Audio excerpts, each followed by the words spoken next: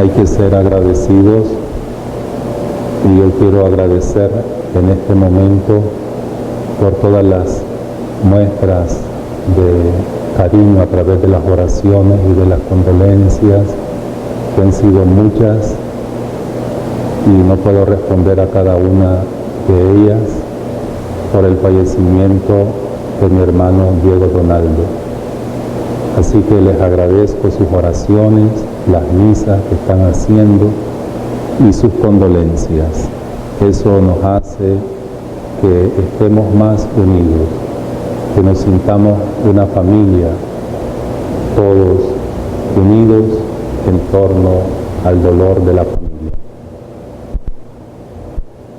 Las lecturas de hoy, siempre la primera y el Evangelio llevan una temática, y en este domingo es la vocación. La segunda lectura normalmente lleva otra temática, y aunque son temáticas distintas, diferentes, yo quiero señalar o mencionar por lo menos y hacer una pequeña reflexión sobre las dos temáticas. La temática de la segunda lectura es el cuerpo humano, y de la primera y del Evangelio es la vocación. Son dos temas diferentes, pero me parece a mí muy importante los dos temas, aunque sean diferentes. Primero algo sobre el cuerpo en la segunda lectura, porque San Pablo da una teología del cuerpo. La teología es cómo se comprende desde el punto de vista cristiano, desde Dios, el cuerpo humano. Y me parece interesante y que nos puede iluminar bastante, porque ahora, además del pecado de que habla San Pablo, de la fornicación, porque está hablando a los Corintios, donde había el santuario de Afrodita, la diosa de la sexualidad, y ellos tenían esa dificultad, y actualmente pues también existe ese pecado con el cuerpo de la fornicación y otros pecados, pero también es actual por el descuido, podemos decir, que se está dando a la vida humana con esta pandemia. Ahora que estamos visitando virtualmente las parroquias, llevamos 20 y pico de parroquias ya visitadas, vamos a visitar las 59 parroquias, vemos que mucha gente pregunta ¿por qué no se usa mascarilla? ¿O por qué no quieren usar mascarilla? ¿O por qué no se sigue estrictamente o más estrictamente el protocolo? Es decir, y que la gente mira de que se suben al bus, que andan en el mercado sin tomar ninguna precaución, como que no pasa nada. Y decía el Papa Francisco el domingo pasado que no es ético de no tener cuidado de la vida, porque si nos descuidamos y no prevenimos el contagio, estamos jugando con la salud y la vida tuya, la de cada uno de nosotros, y jugamos con la salud y la vida de los demás. Por eso no es ético, ni es evangélico tampoco. Entonces, por eso es importante el cuerpo. Y el cuerpo, entonces, muchas personas dicen confiar en Dios y descuidar el cuerpo, como que si el alma estuviera separada del cuerpo, y es una unidad, dice San Pablo. San Pablo dice que no son dos cosas distintas, sino que el cuerpo y el alma van unidos. Lo exterior, que es el cuerpo, con lo interior es una sola cosa también. No podemos separar. Entonces, no podemos separar la vida humana con la vida espiritual o la vida eterna. Van unidas. Si descuidamos la vida humana por confiar en Dios, estamos rompiendo esa unidad, o queremos romper esa unidad que no se puede romper entre el cuerpo y el alma, entre lo interior y lo exterior. Por eso San Pablo habla de esa realidad única, interior y exterior, cuerpo y alma. El cuerpo lleva a la persona dentro, el cuerpo lleva la interioridad dentro, lleva el alma dentro, lleva la libertad dentro de él. Y además, la vida humana, el cuerpo humano ha sido hecho a imagen y semejanza de Dios. Y por eso la vida humana es sagrada. Es sagrada su dignidad, es sagrada su corporeidad, es sagrada sus derechos humanos, porque es hecho a imagen y semejanza de Dios. Y si no cuidamos el cuerpo humano, la vida humana, estamos yendo en contra de Dios que ha hecho el cuerpo humano, la vida humana a su imagen y semejanza. Por eso es sagrado el cuerpo humano y la vida humana. Por eso, si dice el Papa, si no cuidamos o ponemos en juego la vida humana, la salud y la vida de los demás, estamos rompiendo lo sagrado. Cuidar el cuerpo, la vida humana, la persona, la mente, la voluntad, es lo que nos pide el Señor. Por eso, en nombre de la fe, no podemos dañar el cuerpo humano o la vida humana. Bueno, eso es una poca reflexión sobre la segunda lectura que nos habla San Pablo de una teología del cuerpo, una comprensión del cuerpo. Y la primera lectura y el Evangelio nos hablan del tema de la vocación. La palabra vocación significa llamada, que te llaman. Y en la primera lectura hemos escuchado que una voz le saca del sueño a Samuel. Samuel está dormido, está ayudando al sacerdote Elí en el templo, que está en su habitación, y una voz le llama y le dice Samuel. Él cree que le llama el sacerdote Elí y va y le dice, ¿para qué me llamaste? El sacerdote Elí, que es experimentado después de 2 veces que le ha llamado, le dice, si te vuelven a llamar, ha comprendido que es el Señor el que le está llamando, responde, aquí estoy, Señor, para hacer tu voluntad. El Señor le llama, está dormido Samuel. También el Señor nos llama a cada uno de nosotros. Cada uno de nosotros, les he dicho yo en mi última carta pastoral, quisiera que seamos vocacionados, es decir, que nos sintiéramos llamados y enviados, llamados por Dios. Y Samuel duerme, es interesante que él está dormido y la voz de Dios lo despierta.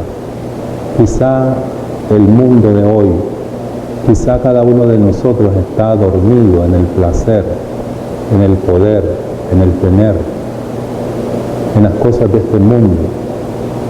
Ayer en la parroquia que visitábamos me decía el párroco, la parroquia está dormida, todo el mundo está desanimado, se han desanimado con esto de la pandemia y están dormidos. Y entonces viene bien esta palabra de Dios, este llamado de Dios, como Samuel, que nos llama para despertarnos de la pereza, del desánimo, despertarnos a nosotros de las cosas de este mundo. Samuel responde entonces a la tercera llamada, habla, Señor, que tu siervo escucha. Elí le ha ayudado para que escuche a Dios. También el Señor hoy quiere que escuchemos a Dios, que le respondamos también, habla Señor, que tu siervo escucha. Que cada uno de nosotros le diga, quiero escucharte Señor. Que seamos capaces de escuchar a Dios. Eso es también hoy muy importante. Capaces de escuchar a Dios. Porque ¿dónde lo vamos a escuchar? En las realidades de nuestra vida. Hay que distinguir la voz de los ecos, que estemos dispuestos a escuchar a Dios, percibir la voz de Dios. Hay muchos ecos hoy y muchas realidades que nos llevan a tener incertidumbres, dudas en nuestras vidas. ¿Qué realidad estamos viviendo hoy? Una realidad es la enfermedad, la pandemia. Otra realidad es la pobreza, el desempleo, la enfermedad, el desánimo, el enfriamiento en la fe, las realidades sociales, políticas, situaciones personales, situaciones familiares. Allí te está hablando Dios. ¿Estás dispuesto a escuchar a Dios allí? También en estos días, en una parroquia, me decía una feligresa, pues esto de la pandemia nos ha venido a ayudar, porque hemos orado más en la familia. No hemos dejado de evangelizar a través de las redes, a través de las familias, a través de las personas que voy encontrando en el bus, cuando voy al mercado, ahí evangelizo. Me ha despertado más esta pandemia a mí. Y hemos estado más unidos en la familia, la iglesia doméstica. Hemos aprovechado más lo virtual, el teléfono, que antes lo ocupábamos solo para mensajes o a veces cosas negativas. Entonces se utilizan más lo virtual, el teléfono, las redes. La iglesia doméstica se ha fortalecido. Está hablando Dios. ¿Qué nos dice Dios? Saber escuchar a Dios. Habla, Señor, que tu siervo escucha. Que realmente escuchemos la voz de Dios en medio de las realidades que estamos viviendo cada uno de nosotros, de las realidades de nuestra comunidad, de las realidades de nuestra sociedad, de las realidades de Nicaragua, de las realidades del mundo entero. Ahí habla Dios. Que no seamos sordos a la voz de Dios. Y en el Evangelio, el Señor llama a los discípulos, le siguen o se interesan más bien los discípulos en Jesús, los discípulos de Juan el Bautista. Juan el Bautista les dice cuando mira pasar a Jesús, este es el Cordero de Dios que quita el pecado del mundo. Juan el Bautista preparaba a sus discípulos no para él, sino para Jesús. Y entonces él les dice, este es, y ellos lo siguen. Cuando lo siguen a Jesús, Jesús les pregunta, ¿qué buscan? Y ellos le dicen, Maestro, ¿dónde vives? Jesús no les dice dónde viven, no le da la dirección, ni dice el Evangelio dónde vivía, sino que les dice, vengan y lo verán. Y van y se quedaron con él. Vengan y lo verán. El Señor nos llama a seguirle. Y dice algo muy importante el Evangelio, que uno de esos discípulos que le seguía era Andrés. Y cuando lo encontró Andrés, fue con él y lo encontró, se dio cuenta que era el Mesías, el Salvador, el Señor, el esperado. Fue donde su hermano Andrés. Andrés fue donde su hermano Pedro. Es decir, llevó la evangelización a su familia. Es lo que les decía, la iglesia doméstica. Hay que fortalecer la iglesia doméstica, llevar la evangelización a la familia. Andrés, que se había encontrado con Cristo, inmediatamente fue donde su hermano Pedro, que el Señor ya le cambia el nombre, le da la misión nueva, el objetivo nuevo de su vida, el sentido nuevo de su vida, y le dice que llamarás Kefas, que significa Pedro. Y en realidad, Andrés va a llamar a su hermano, que va a ser el primer papa, Pedro, la roca. Miren pues cómo qué interesante, cuando se ha encontrado Andrés con Jesús, inmediatamente comienza a darlo a conocer. Porque alguien que se ha encontrado con Cristo, que ha encontrado al Mesías, que ha conocido el amor de Dios, no puede quedarse con él de una forma egoísta, sino que inmediatamente sale a darlo, y empezando por la familia, y se vuelve un misionero, un predicador. Tenemos que seguir el ejemplo de Andrés, encontrarnos con Cristo y llevarlo a nuestros hermanos, empezando por la familia. Y Andrés sabe que su hermano Pedro es mejor preparado que él, habla mejor que él, es más valiente que él, Y por eso dice, le voy a llevar a mi hermano Pedro a Jesús. Y le dice a Pedro, hemos encontrado al Mesías, y lo agarró y lo llevó al encuentro con Cristo, que se encontrara con Cristo. Y Cristo lo recibe y lo hace el primer papa. La roca, Pedro. Aprendamos de Andrés, que nos enseña a ser misioneros, a ser evangelizadores, que este tiempo de pandemia, de dificultades, de enfermedades, no nos detenga. Empecemos y renovémonos en la familia, empezando por ahí, que bien lo podemos hacer. Y después las personas que podamos evangelizar, no descansemos de evangelizar a través de las redes, a través de la radio, a través de la televisión, a través de los teléfonos, a través de la iglesia doméstica y a través de las formas presenciales que podamos. El Señor nos invita pues a encontrarnos con Él y nos lleva a donde vive Él. ¿Y dónde vive el Señor? El Señor lo podemos encontrar porque Él vive en su palabra.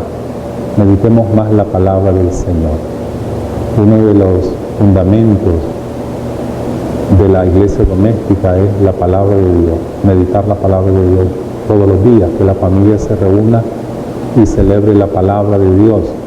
Otro momento donde podemos encontrar a Jesús, o otro lugar, es la oración, y es otro elemento importante de la iglesia doméstica, la oración, que la familia rece unida, rece el rosario todos los días, rece la Divina Misericordia todos los días, rece las novenas todos los días, haga lección divina todos los días.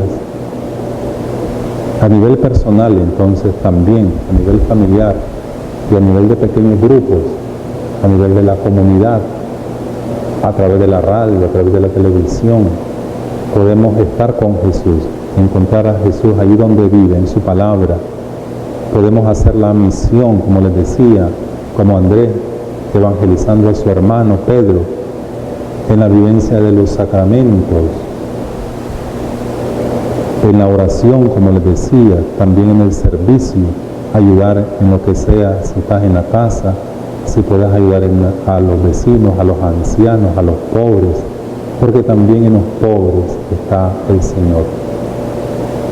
Como también está en los acontecimientos, como les digo, Dios nos habla a través de los acontecimientos de la vida, es la voz de Dios que te está llamando. No seamos sordos a la voz de Dios y descubramos dónde vive el Señor y vayamos donde Él. El Señor nos dice, ven y lo verás. El Señor nos llama a estar meditando su palabra, a estar en la misión.